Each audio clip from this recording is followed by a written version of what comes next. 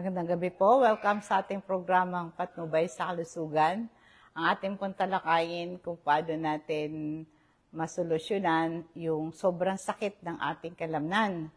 Mag-subscribe po kayo sa aking YouTube channel, Rose Alfonso. Click nyo rin po yung subscribe pati yung bell para ma-update kayo sa aking bagong video. Sa akin naman pong Facebook page, Patnubay sa Kalusugan, please subscribe. I-click nyo din yung follow, like, and share. Ngayon ay talakayin natin ngayon anong dapat natin gawin kung nananakit yung ating mga kalamnan. Ngayon, merong comprehensive approach sa mga pananakit ng kalamnan. Merong acronym na RICE. R, RES, I, ang sabi ito po'y ice, C, compression, E, elevation. Itong pagka meron kang pananakit ng muscle, yung apektadong muscle mo, rest, ipahinga mo. Para yung affected muscle mo ay, kung meron kang severe muscle pain, pinopokus ng katawan yung energy sa pagre-repair dun sa damaged tissue at ma-reduce yung inflammation pag ipinahinga mo. Napakahalaga ang pahinga para ma-repair yung ating muscle. Pagka na-injured yung muscle mo, napupunit yon yung muscle fiber. Kaya pagka ipinahinga mo, itong mga napunit, ito'y gumagaling at nare-rebuild ulit. Kaya po yung activity mo, yung gawain mo, lalong lalala yung muscle mo, madadamage lalo yung muscle mo, at madidelay yung healing process pagka nagpatuloy ka sa ginagawa mo. Ngayon, kapag ang pahinga kasi, nami-minimize yung inflammation, nare-reduce yung pain at saka discomfort, at nag-i-improve yung blood flow. Pag ang muscle po ay na-injured, ang blood flow dun sa area na yon ay nag-i-increase yung delivery, nagdi-deliver po ng healing nutrients yan at tinatanggal yung waste product. Pagka nagpapahinga ka, nag-i-improve yung blood flow. Pagka na-improve yung blood flow, nagpahinga ka, yung na-injured na muscle, magdi-deliver ng healing nutrients at natatanggal yung waste product. Kaya pag ipinahinga mo, gaganda yung flow ng dugo doon, sumusuporta sa healing process. Pero pag hindi ka nagpahinga, hindi yung healing process mo madidelay. Nuulit ko po, pagka nagkaroon ng muscle injury, napupunit yung mga muscle fiber. Itong napunit na muscle fiber na to, natitrigger yung inflammation. Ito yung natural process, response ng katawan para ma-repair yung damage. Kaya yung katawan mo, in response sa injury, dapat increase mo yung blood flow dun sa affected area para ma-deliver yung essential nutrients like oxygen and glucose dun sa damaged tissue na napakahalaga sa repair and rebuilding.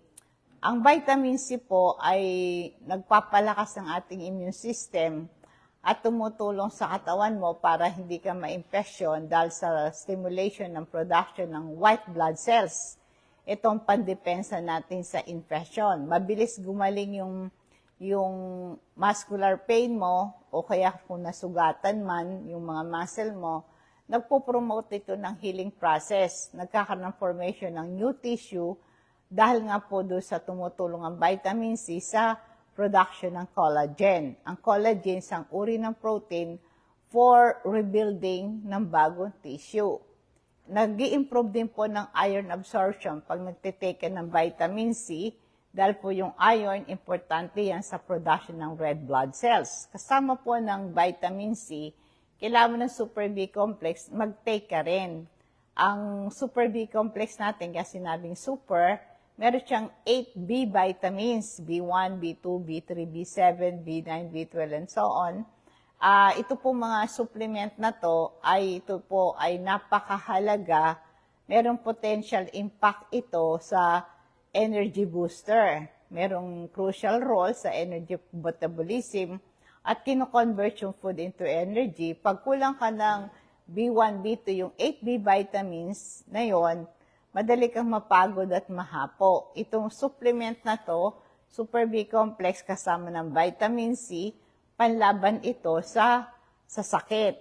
Pareho silang water-soluble vitamins, ibig sabihin, effective na inumin ang vitamins sa Super B Complex kung walang laman ng tiyan, empty stomach. Tubig lang inumin mo, so mag-take ka dito 30 minutes before breakfast once a day.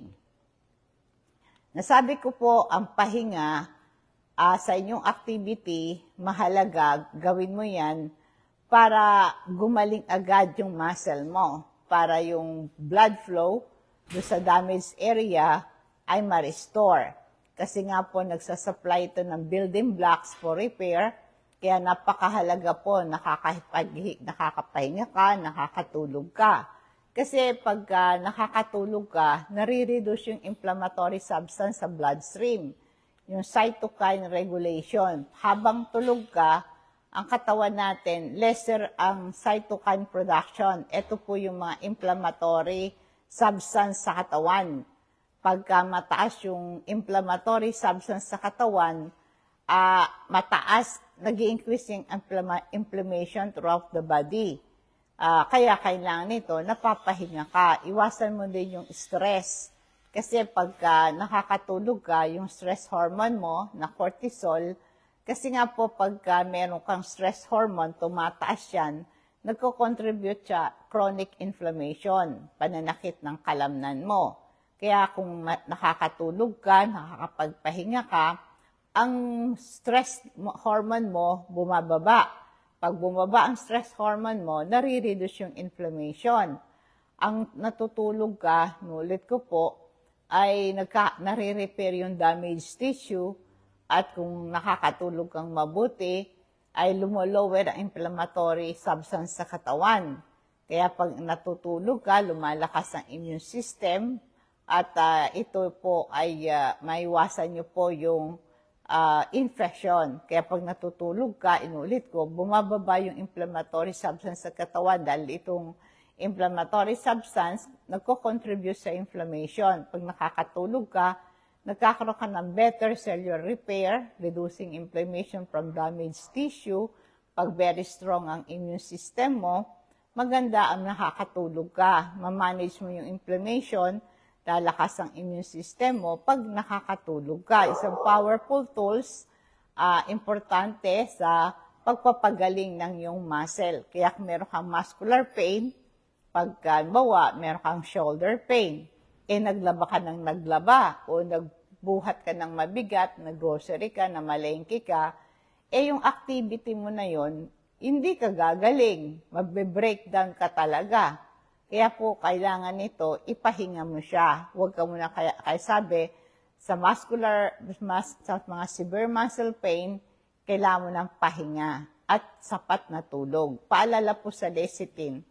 Ang lecithin po ay pampababa ng cholesterol. Kaya nagpe-prevent ng heart disease, na-improve ang ating memory, learning, attention, and concentration. Kaya ito ay pang-iwas ito sa pagiging ulyanin, at saka po yung Alzheimer's disease and dementia. Yung calcium magnesium naman, para tumibay ang ating buto, parang ating muscle contraction and relaxation, ma-prevent yung cramps at panghina ng muscle, kailangan ng calcium magnesium. Tumutulong ito sa production ng serotonin, ito neurotransmitter, para ma-relax ang isip at katawan mo at madali kang makatulog. Diba pagka na-stress ka, mataas ang stress hormone mo, mahirap kang makatulog. At pag hindi ka nakakatulog, na-stress ka, tataas yung inflammatory substance sa katawan, lalong sasakit ang mga butot kalamnan mo.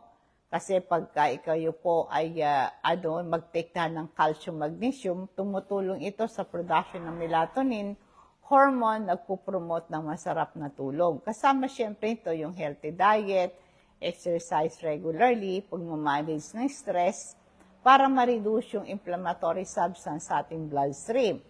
Anong dapat mong iwasan kung meron kang muscle pain?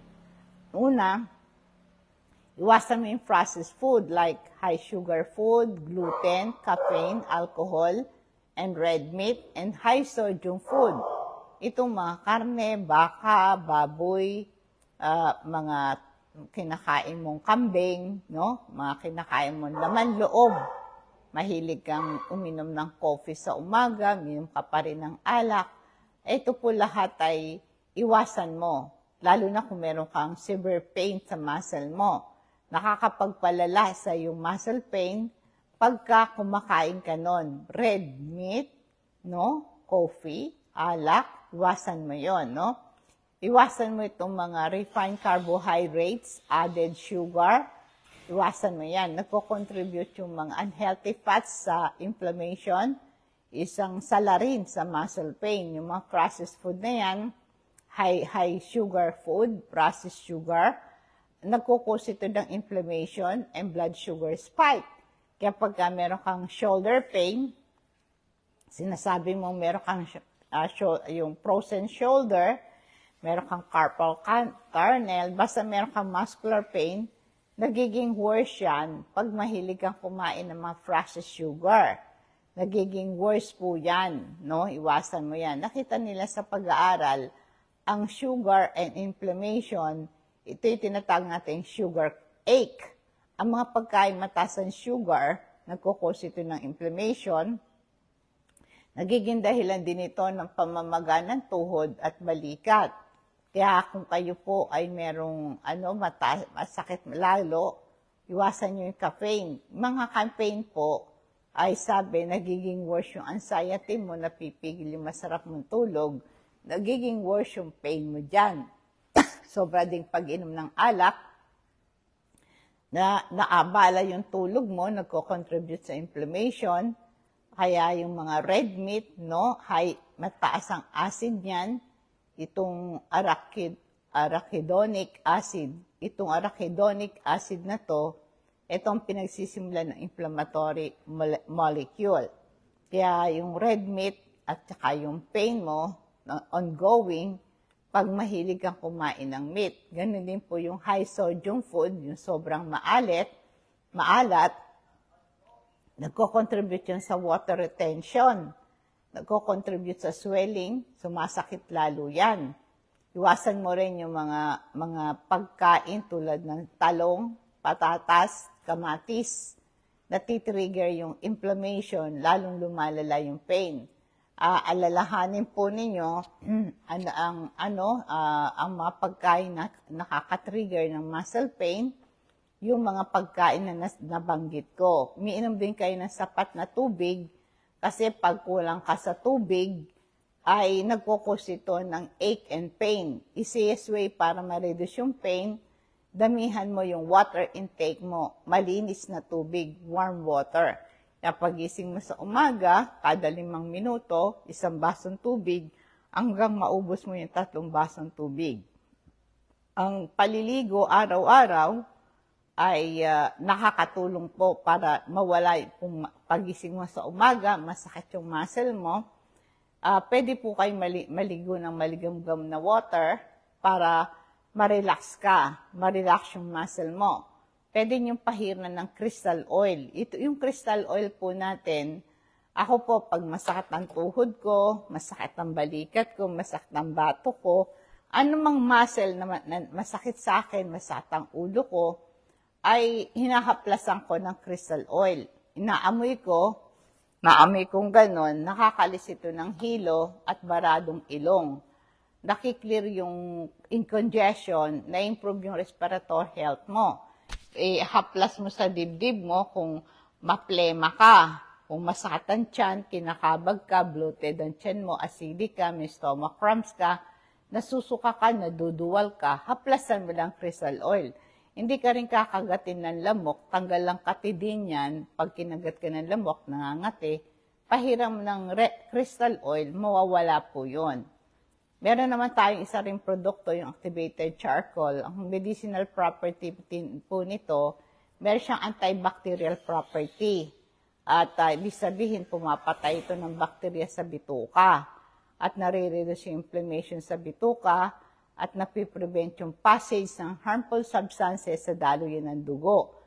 Kaya pag na-food poison ka, nasobrahan ka ng alak to prevent hangover o na drug overdose ka, inom ka ng activated charcoal. Ito'y gamot sa diarrhea, panlilib ng gas and bloating, nag-absorb ito ng gas at toxin sa ating bituka, at activated charcoal, nare-reduce ang bad breath, nag-absorb ito ng bacteria toxin mula sa bibig. Available po ito sa Patnubay, no? Kung na-issue po itong mga health products natin na to, i-check nyo lang ako. Basta dun sa aking Facebook page, mag-PM kayo, personal message, Patnubay sa Kalusugan, i-PM nyo ako para magbigyan ko po kayo ng instruction kung paano ninyo mabili itong ating mga produkto na ito. Meron po tayong mga rider na pwedeng i-deliver sa bahay nyo, bayaran nyo na lang po yung rider, no? Kaya yan po, cash on delivery po, o kaya pwede rin pong i-GCash. Ngayon po, ang ano pa dapat yung bukod do sa pahinga, diba, rice, rest, ice. Yung ice pack, no? Yung yelo, balutin mo sa tuwalya, tapos 15 to 20 minutes at a time, several times a day, sa ilang araw, ilagay mo doon sa muscular pain mo yung yelo na binalot mo sa towel. Ito'y nakakabawas ng pamamaga. At pwede mo itong, after that, pwede mo itong kuha ka ng elastic bandage, i-compress mo. Meron kang compression bandage para ma-minimize yung swelling. And then, i-elevate mo, itaas mo yung areang masakit para wag mamaga. Kaya nga po, ang core principle po ng RICE method, RICE, R, rest, I, ice, C, compression, and elevation, itong RICE method na to, ay ito'y pinaka-cornerstone ng panggagamot sa mast cell injury. Nakakaalis ng inflammation in the early stage. Kaya yan dapat mong gawin. Nuulit ko po, pag na-injured yung muscle mo, ma-allow yung magandang blood flow, ma-reduce yung pain, mag-promote yung healing, ay ipahinga mo siya. Then mag-apply ka ng ice pack, i-wrap mo sa towel para mag-constrict ang blood vessel. Pag na-constrict, tumipot yung daluyan ng dugo, mababawasan yung pamamaga at pain sa affected area. Ang application nito, 15 to 20 minutes at a time para makaiwas ka sa tissue damage. Tapos yung compression, gumamit kayo ng compression bandage, ma-minimize yung swelling, mag-apply ka lang ng gentle pressure dun sa injured area. At para ma-prevent yung fluid build-up at nagpo-promote ng lymphatic drainage. I-elevate mo yung above the heart, no? Para ma-reduce yung swelling, para mag-promote ng fluid drainage back toward the heart. Yan.